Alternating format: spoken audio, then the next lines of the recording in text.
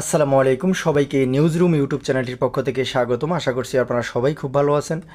আপনারা যারা যারা সামনে নিবন্ধন পরীক্ষা দিবেন ভাবছেন, অনেকে ভেবেও কিন্তু পরীক্ষাটা দিচ্ছে না, কারণ হচ্ছে 3টা ধাপে উত্তীর্ণ হওয়া খুবই কঠিন ব্যাপার। এখন থেকে কিন্তু একটি ধাপ তারা বাতিল করে শুধু 2টি ধাপ রেখেছে। আশা করছি পুরো ভিডিওটি না টেনে সম্পূর্ণ দেখলে ক্লিয়ারভাবে বুঝতে পারবেন। আর চ্যানেলে নতুন হয়ে থাকলে চ্যানেলটি সাবস্ক্রাইব করে আমাদের সাথে যুক্ত থাকবেন, কারণ আমরা এই সর্বপ্রথম আপনাদের জন্য শিক্ষা সংক্রান্ত এবং এনটিআরসি রিলেটেড সকল তথ্য এই চ্যানেলে সবার আগে আপলোড দিয়ে থাকি। শিক্ষক নিবন্ধন পরীক্ষা থেকে প্রিলি তুলে দেওয়ার চিন্তা 10 জুন 2025 কিন্তু রিসেন্টলি আপডেটটি প্রকাশিত হয়েছে। বেসরকারি শিক্ষা প্রতিষ্ঠানের প্রবেশ পর্যায়ে শিক্ষক নিয়োগের যোগ্যতা অর্জন করতে হয় নিবন্ধন পরীক্ষার মাধ্যমে। বিসিএসের মতো প্রিলিমিনারি লিখিত এবং মৌখিক পরীক্ষা উত্তীর্ণ হওয়ার মাধ্যমে এই সনদ অর্জন করতে তবে একটি নিবন্ধন কার্যক্রম শেষ করতে দীর্ঘদিন লাগায় পরীক্ষা পদ্ধতিতে পরিবর্তন আনার চিন্তা ভাবনা করা হচ্ছে। বেসরকারি শিক্ষক নিবন্ধন ও প্রত্যয়ন কর্তৃপক্ষ এনটিআরসি বলছে, পরীক্ষার সময় কমিয়ে আনতে পরবর্তী নিবন্ধন পরীক্ষা থেকে প্রিলিমিনারি পরীক্ষা তুলে দেওয়া হতে পারে। এক্ষেত্রে লিখিত এবং মৌখিক পরীক্ষার মাধ্যমে প্রার্থী বাছাই করা হতে পারে। জানতে চাইলে এনটিআরসির সচিব এম রিজানুল হক দাড়ি ক্যাম্পাসকে বলেন, বর্তমানে নিবন্ধন পরীক্ষা সম্পূর্ণ হয় 3টি ধাপে। আমরা একটি ধাপ কমিয়ে আনতে চাচ্ছি। এই বিষয়ে শিক্ষা মন্ত্রণালয়ের নীতিগত অনুমোদন পাওয়া গেছে। জনপ্রশাসন এবং আইন মন্ত্রণালয়ের লেজিসলেটিভ বিভাগের মতামত পাওয়ার বোর্ড সভায় এই বিষয়ে সিদ্ধান্ত নেওয়া হবে।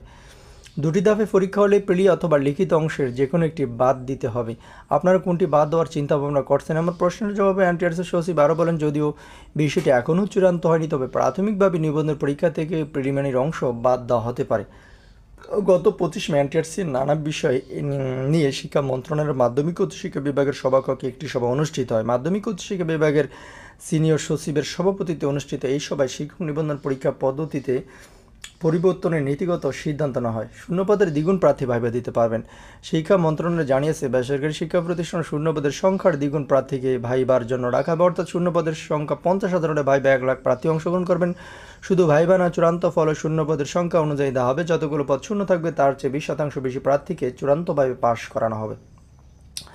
শিক্ষা মন্ত্রণালয়ের এক উপসচিব জানান, শূন্যপদের সংখ্যার দ্বিগুণ প্রার্থীকে ভাইবার জন্য রাখবে এনটিআরসি। এছাড়া যতগুলো পদ তার চেয়ে 20% বেশি প্রার্থীকে চূড়ান্তভাবে পাশ করানো হবে, অর্থাৎ পদের সংখ্যা 1 লাখ হলে উত্তীর্ণ হবে 1,20,000 প্রার্থী। বিজ্ঞপ্তি দিন থেকে বয়স হিসেব। এখন থেকে শিক্ষক নিবন্ধনের বিজ্ঞপ্তি প্রকাশের দিন থেকে প্রার্থীদের বয়স গণনা করতে হবে বেসরকারি শিক্ষক নিবন্ধন প্রত্যয়ন কর্তৃপক্ষ এনটিআরসিকে।